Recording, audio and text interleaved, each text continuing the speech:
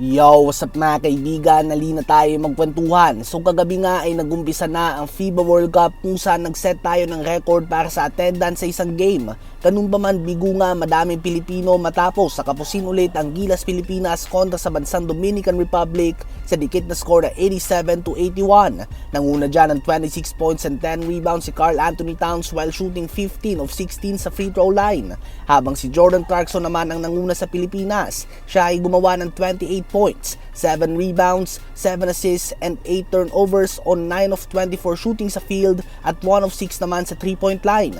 16 points, 7 rebounds, and 2 blocks din si Junmar Fardo on a perfect 5 of 5 shooting sa field. 13 points, 6 rebounds, and 3 steals din si Dwight Ramos. At 7 points, 5 rebounds naman si AJ Edu at maganda din ang pinakita niyang depensa. Kahapon nga ay naging dikit talaga ang game ngunit nagka-leche-leche nga ang ating opensa simula ng mapatalsik si Jordan Clarkson dahil sa kanyang 5 fouls. Wala na nga tayong play mga kaibigan at walang katapusan na dribble handoff ang ginagawa natin. Wala nga tayong ibang play. Sayang nga at hindi man lang nabigyan ng pagkakataon si Abay noong nakaupo na si JC na makapag-ISO. Once lang nga siya nabigyan ng tsansa at agad niya pang napasabit si Karl Anthony Towns. Kayang-kaya nga sana ni Junmar mamain sa pinta ang Dominican Republic. Kung si Towns nga ay hindi natin mapigilan sa pinta, ganun din nga ang Dominican Republic kay Abay. Perfect 5 of 5 nga siya sa field at fina-foul na lang talaga siya nila Delgado dahil hindi nga siya nito mapigilan ng 1-on-1.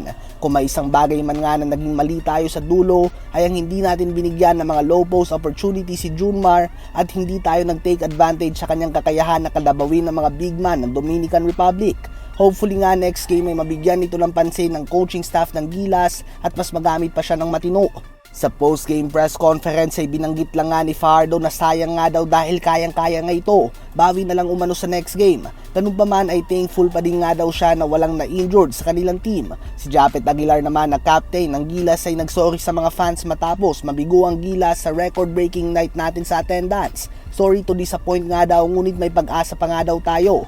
Habang si Coach Chad Reyes naman ay aminado na malaking kawalan talaga ang pagkakawala ni Jordan Clarkson sa mga huling minuto ng 4th quarter dahil sa kanyang 5 fouls. So ayun nga po mga kaibigan, hindi nalalayo ang resulta ng ating game kagabi sa mga games natin noong 2014 FIBA World Cup kung saan dikit na dikit palagi buong game ngunit nagko-collapse tayo sa huling quarter. So far hindi gaanong nabigyan ng minuto sila Renza Bando at Kai Soto, habang DNP o did not play naman si CJ Perez. Ang next game ng ating Gilas Pilipinas ay bukas kontra sa Angola na pinahirapan din ng Italy.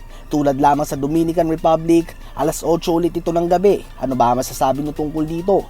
The Filipino culture is full of just people who are hardworking and do it with a lot of love, and you can see the love they have for this game in their country. So they came out and they played that way.